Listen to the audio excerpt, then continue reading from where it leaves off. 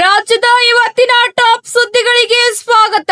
BPL ration card ಹೊಂದಿದವರಿಗೆ ಇದೀಗ ಬಂದಿರುವಂತಹ ಗುಡ್ ನ್ಯೂಸ್ ಆಗಿದೆ. ಗೃಹ ಲಕ್ಷ್ಮಿ ಮತ್ತು ಗೃಹ ಜ್ಯೋತಿ ಯೋಜನೆಗೆ ಮರು ಅರ್ಜಿ ಸಲ್ಲಿಸಲು ಸಿಎಂ ಡಿಕೆ ಶಿವಕುಮಾರ್ ಅವರಿಂದ ಆದೇಶ. ಇದರ ಜೊತೆಗೆ ಎಲ್ಪಿಜಿ ಗ್ಯಾಸ್ ಸಿಲಿಂಡರ್ದಾರರಿಗೆ ಹೊಸ ನಿಯಮ ಜಾರಿ.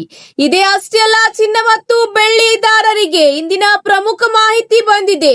ತಪ್ಪದೇ ಮಾಹಿತಿನ ಪೂರ್ತಿಯಾಗಿ ನೋಡಿ. ಮಾಹಿತಿ ಇಷ್ಟವಾದಲ್ಲಿ ಲೈಕ್ ಮತ್ತು ಶೇರ್ ಮಾಡುವುದನ್ನು ಕೂಡ ಮರೆಯಬೇಡಿ. ಹಾಗಾದ್ರೆ ಬನ್ನಿ ವೀಕ್ಷಕರೇ, ಮೊದಲನೆಯ ಒಂದು ಟಾಪ್ ಸುದ್ದಿ ಏನೆಂದು ನೋಡೋಣ.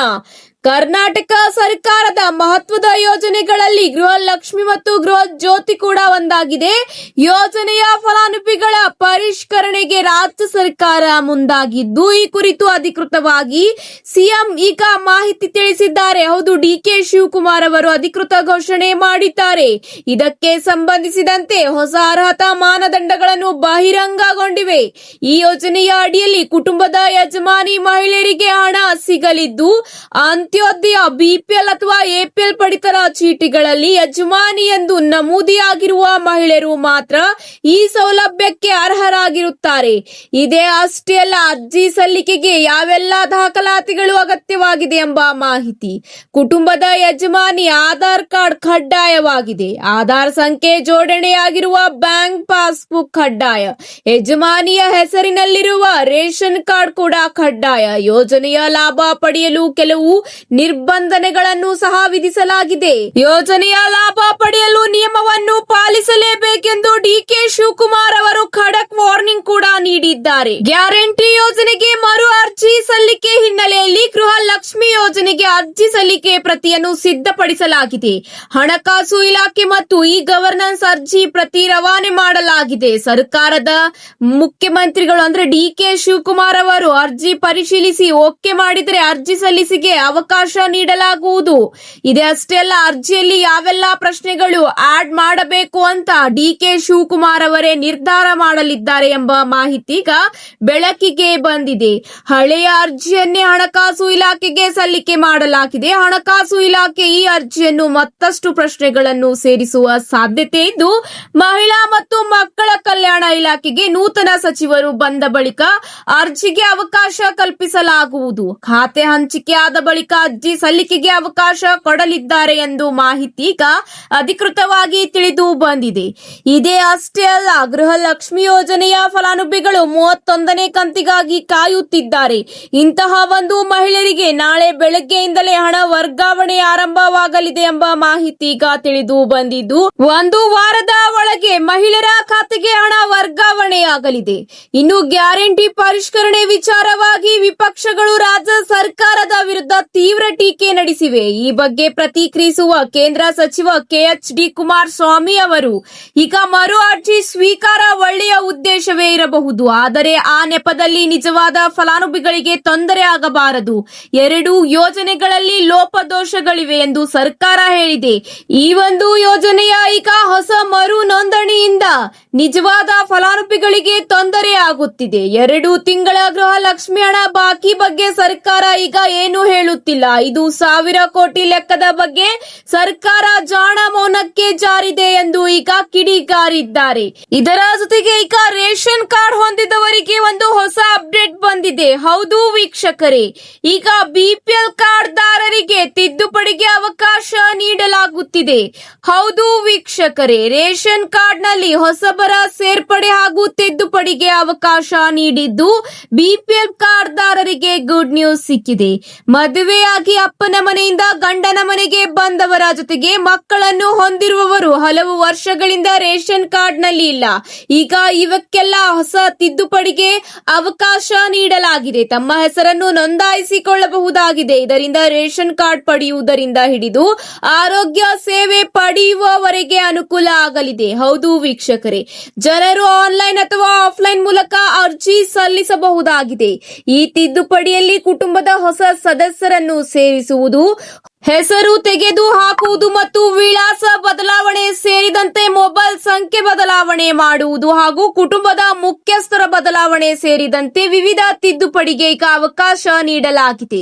ಹೌದು ವೀಕ್ಷಕರೇ, ತಪ್ಪದೆ ನೀವು ಅರ್ಜಿ ಸಲ್ಲಿಸಿ ಗ್ರಾಮ ಒನ್ ಅಥವಾ ಕರ್ನಾಟಕ ಒನ್ ಕೇಂದ್ರ ಅಥವಾ ಸೈಬರ್ ಸೆಂಟರ್ಗಳಲ್ಲಿ ಈ ಒಂದು ತಿದ್ದುಪಡಿ ನೀವು ಮಾಡಿಸಿಕೊಳ್ಳಬಹುದಾಗಿದೆ. ಇದೇ ಅಷ್ಟೇ ಅಲ್ಲ, ಇನ್ನು ಅರ್ಜಿ ಸಲ್ಲಿಕೆ ಮಾಡಿದ ನಂತರ ತುಂಬಾ ಅಗತ್ಯವಾಗಿ ಬೇಗ ಕಾರ್ಡ್ ಬೇಕು ಎಂದರೆ ನಿಮ್ಮ ತಾಲೂಕು ಕಚೇರಿ ಅಧಿಕಾರಿಯನ್ನು ಭೇಟಿ ಮಾಡಿ ಮನವಿ ಮಾಡಬಹುದು. ನಿಮಗೆ ನೀಡಲಾದ ರಶೀದಿ ಪಡೆದುಕೊಂಡು ಅದನ್ನು ಅಧಿಕಾರಿಗಳಿಗೆ ನೀಡಿದರೆ ಅವರು ಪರಿಶೀಲನೆ ನಡೆಸಿ ತಕ್ಷಣ ನಿಮಗೆ ಅನುಕೂಲ ಮಾಡಿಕೊಡುತ್ತಾರೆ. ಇಲ್ಲವಾದರೆ ನಿಮಗೆ 1 ತಿಂಗಳ ಒಳಗೆ ಹೊಸ ರೇಷನ್ ಕಾರ್ಡ್ ಕೂಡ ನೀಡಲಾಗುತ್ತದೆ. ಇದೇ ಅಷ್ಟೇ ಅಲ್ಲ, ಅನ್ನಭಾಗ್ಯ ಯೋಜನೆಯ ಅಡಿಯಲ್ಲಿ ಫಲಾನುಭವಿಗಳಿಗೆ ಮೊದಲಿನಂತೆ ಓರ್ವ ವ್ಯಕ್ತಿಗೆ 10 ಕೆಜಿ ಅಕ್ಕಿ ನೀಡಲಾಗುತ್ತಿದೆ. ಹೌದು ವೀಕ್ಷಕರೇ, ಈ ಒಂದು ಪಡಿತರವನ್ನು ನಿಮ್ಮ ಪಡಿತರ ಅಂಗಡಿಗಳಲ್ಲಿ ಪಡೆಯುವಂತೆ ಆಹಾರ ಇಲಾಖೆ ಸೂಚನೆ ನೀಡಿದೆ. ಇದರ ಜೊತೆಗೆ ಮುಂದಿನ ಒಂದು ಅಪ್ಡೇಟ್ ಏನೆಂದು ನೋಡೋಣ ಬನ್ನಿ ವೀಕ್ಷಕರೇ. ಅಡುಗೆ ಅನಿಲ ಬೆಲೆ ಏರಿಕೆ ಬೆನ್ನಲ್ಲೇ ದೇಶದಲ್ಲಿ ಎಲ್ಪಿಜಿ ಸಿಲಿಂಡರ್ ಬಳಸುವ ಲಕ್ಷಾಂತರ ಗ್ರಾಹಕರಿಗೆ ಮಹತ್ವದ ಸುದ್ದಿ ಬಂದಿದೆ. ಹೌದು ವೀಕ್ಷಕರೇ, ಪ್ರಮುಖ ಸರ್ಕಾರಿ ಸ್ವಾಮ್ಯದ ಕೈಗಾರಿಕಾ ಸಂಸ್ಥೆಗಳಾದ ಇಂಡಿಯನ್ ಆಯಿಲ್ ಕಾರ್ಪೊರೇಷನ್ ತನ್ನ ಉಜ್ವಲ ಯೋಜನೆ ಮತ್ತು ಇತರೆ ಗ್ಯಾಸ್ ಸಿಲಿಂಡರ್ ಗ್ರಾಹಕರಿಗೆ ಈ ಕೆವೈಸಿ ಮಾಡಿಸುವುದನ್ನು ಕಡ್ಡಾಯಗೊಳಿಸಿದೆ. ವರ್ಷದಲ್ಲಿ 1 ಬಾರಿಯಾದರೆ ಈ ಕೆವೈಸಿ ಮಾಡಿಸಲೇಬೇಕು. ನೀವು ಉಜ್ವಲ ಯೋಜನೆ ಮತ್ತು ಇತರೆ ಗ್ಯಾಸ್ ಸಿಲಿಂಡರ್ ಬಳಕೆದಾರರಾಗಿದ್ದಲ್ಲಿ ಇದೇ ತಿಂಗಳು ಜೂನ್ 30ರ ಒಳಗಾಗಿ ಕಡ್ಡಾಯವಾಗಿ ಈ ಕೆವೈಸಿ ಪ್ರಕ್ರಿಯೆಯನ್ನು ಪೂರ್ಣಗೊಳಿಸಬೇಕಿದೆ. ಕೆವೈಸಿ ನಿಯಮ ಕಡ್ಡಾಯವಾಗಿ ಜಾರಿ ತರಲಾಗಿದ್ದು ನಿಗದಿತ ದಿನಾಂಕದೊಳಗೆ ಅಂದರೆ ಇದೇ ಜೂನ್ 30ರ ಒಳಗಾಗಿ ಡಿಜಿಟಲ್ ಬಯೋಮೆಟ್ರಿಕ್ ದೃಢೀಕರಣ ಪ್ರಕ್ರಿಯೆ ಮುಗಿಸಬೇಕು. ಇಲ್ಲವಾದರೆ ಸಿಲಿಂಡರ್ ಸಬ್ಸಿಡಿ ಕಳೆದುಕೊಳ್ಳುವ ಭೀತಿ ಎದುರಾಗಲಿದೆ ಎಂದು ಕಂಪನಿ ತಿಳಿಸಿದೆ. ಕೆಲವು ಕಡೆ ಗ್ರಾಹಕರು ಸಬ್ಸಿಡಿಯೇ ಬರಲ್ಲ ಅಂದ ಹಾಗೆ ಅಂತವರು ನೀವು ಈ ಕೆವೈಸಿ ಮಾಡಿಸಿರುವುದಿಲ್ಲ, ಇಂತಹ ಒಂದು ಕಾರಣದಿಂದ ನಿಮಗೆ ಸಬ್ಸಿಡಿ ವರ್ಗಾವಣೆ ಆಗಿರುವುದಿಲ್ಲ. ತಪ್ಪದೆ ಈ ಕೆವೈಸಿ ಮಾಡಿಸುವ ಮೂಲಕ ನೀವು ಸಬ್ಸಿಡಿ ಪಡೆಯಬಹುದು ಎಂಬ ಮಾಹಿತಿ ತಿಳಿದು ಬಂದಿದೆ.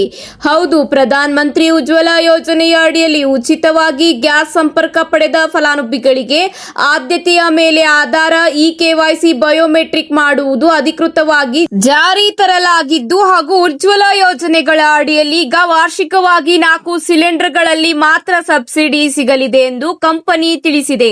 ಇದರ ಜೊತೆಗೆ ಮುಂದಿನ ಒಂದು ಅಪ್ಡೇಟ್ ಏನೆಂದು ನೋಡೋಣ ಬನ್ನಿ ವೀಕ್ಷಕರೇ.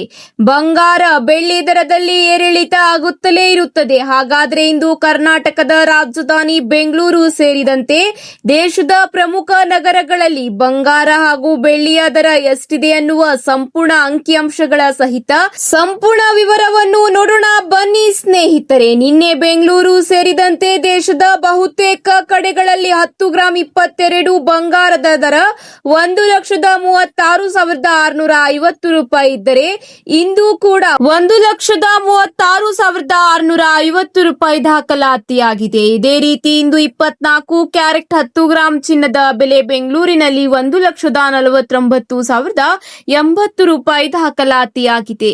ಇದೇ ಅಷ್ಟೇ ಅಲ್ಲ, ಇಂದು ಬೆಳ್ಳಿ ದರ ನೋಡುವುದಾದರೆ ಬೆಂಗಳೂರಿನಲ್ಲಿ 1 ಕೆಜಿ ಬೆಳ್ಳಿಯ ದರ 2,60,000 ರೂಪಾಯಿ ದಾಖಲಾತಿಯಾಗಿದೆ.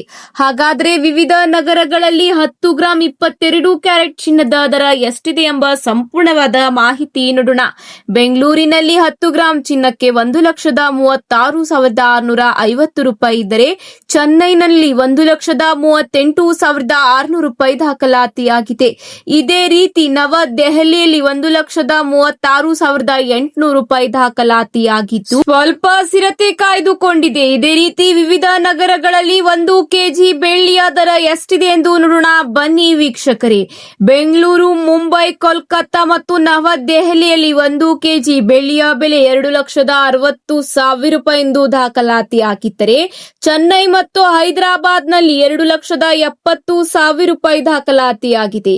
ಆಭರಣಗಳ ದರ ಹೆಚ್ಚಾಗಿದ್ದರೂ ಸಹ ಕೊಳ್ಳುವ ಮಾಡುವವರ ಸಂಖ್ಯೆ ಮಾತ್ರ ಕಡಿಮೆ ಆಗುತ್ತಿಲ್ಲ, ಬದಲಾಗಿ ದಿನದಿಂದ ದಿನಕ್ಕೆ ಹೆಚ್ಚಾಗುತ್ತಲೇ ಇದೆ.